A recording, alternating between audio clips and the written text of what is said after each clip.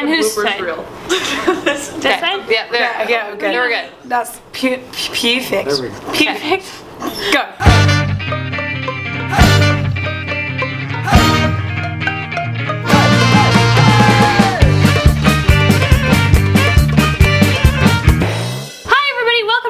Where I'm not in my bedroom and we have special guest, my girlfriend. Hi.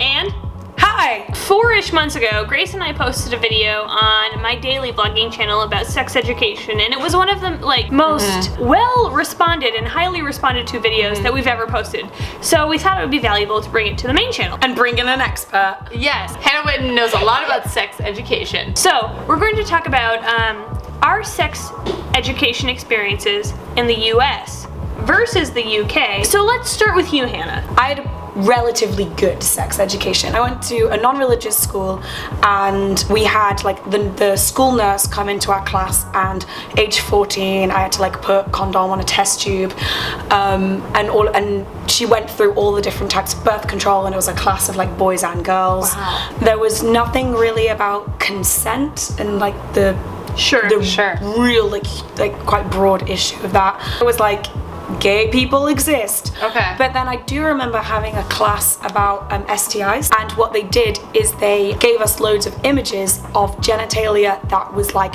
the extreme, like really like unmedicated, like caught way too late.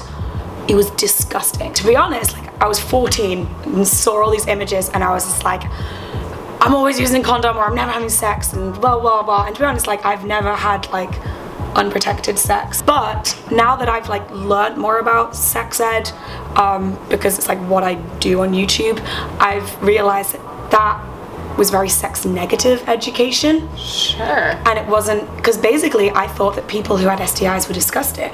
Right. And actually, like, loads of people get STIs. Some of them are very treatable. Sometimes, yeah, it was your own fault you got one, but like, just deal with it. Yeah, it wasn't very sex positive. Like, whereas now, if someone told me they had an STI, like, I wouldn't judge them. But, exactly. But at that age, I'd be like, ooh, you're disgusting. Yep, your reaction, like, rather than ew initially, would be like, oh, there's things you can do about that. Yeah, and they're like, this. yeah. Which is so much more helpful. Yeah. Like, here's the thing you can do about that, rather than, oh. So my sexual education experience was a public school. I remember that there was definitely, even though it was a public school, there was definitely kind of like an emphasis on abstinence. Abstinence is like the most safe sex of all. Yes. Safe sex. I mean, that's a true fact. It was just so emphasized that abstinence was the only way that you weren't going to get pregnant and that you weren't going to get an STD, and it almost seemed like that there was no other ways that you could have sex and also not get pregnant and not get an STD. We only learned heteronormative sex, and there was nothing on LGBTQ. We didn't even acknowledge that as like an identity, and we definitely didn't touch on how they had sex. Yeah. So that was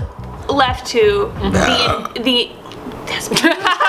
that was something that was like totally left to the grades' imagination. We speculated on how like gay people had sex. We figured out like within a few weeks. We're like, okay, we kind of know. We think it's anal. We're not totally sure, but Something to do with the butt. But no one knew how lesbians had sex for the longest time. Like I was like almost an adult and I was still like, I'm not like actually absolutely, I feel like I can infer, but I don't really know. No one's actually told me. So I went to a Catholic school for 13 years of my life. Whoa. So there was nothing besides abstinence. There could be nothing besides abstinence until you were married. Even masturbation was a sin. Yeah. So that's a really big thing. I don't even think we talked about masturbation. At least you said the word masturbation. I mean, you said it was a sin, but we didn't even acknowledge it existed. Well, I watched a video of a cartoon girl getting herself off. I'm sorry, like we never learned about math. It was this cartoon girl, like she was having a shower, she got out of the shower, and then she got on her exercise bike and just was like, That's insane. For exercise? yeah. Who does that? Don't know. You know, like the whole like washing machine thing? Yeah. I think it was meant to be kind of like that. I want to tell you a story that happened to me in my 10th grade religion class. 10th grade religion professor walks in and he's holding an apple. So he says, "This is your virginity." Oh God. And then he takes a big Hate bite it out of already. it. So he takes a big bite out of it and he says, Your professor just took your virginity. throws it to the people around the entire class and makes everyone take a bite out of it. And then he at the end, after like 25 people that take a bite out of it, he holds it up and it's like this apple that's obviously it's a core. He said, "Is this what you want to give to your husband?" and throws it on the ground. He throws it shatters, and then he makes us all pick it up. So what happened to me? Hold on. No, so I went to like Sunday school and all that and stuff, and we talked about that. We talked about abstinence and that sort of thing. And so my teacher thing had it was like a vase filled with water, and we all had little ink droplets. And so she made us all go, and it was just clear water, right? And she made us all take our ink and drop it in the thing. And then she said, "This is what it is when you have sex before marriage, if you sin or whatever." Yeah. Uh-huh. Uh, And then she started putting more water in and said it clears up every time you confess, every time, you know. Sure. But she said it'll never be totally clear ever again. So you've So, like, ruined you're it broken. forever. Yes. Yeah, you're dirty. So in this situation, that was super traumatizing to me.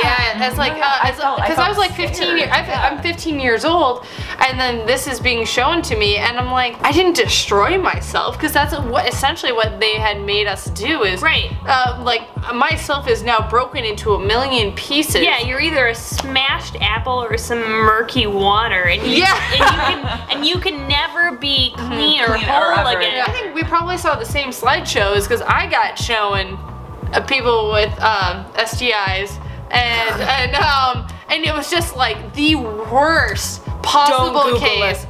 All you need to know that it's gross, but you're not gross if you have an STI. I think it's really important to know that you need education and practice, safe sex. You're not less than, and you're not broken if you have sex that's silly and dated and wrong in so many ways. You're always a whole Person. You're always a whole person, yes. No matter what, you're always complete, you're always whole.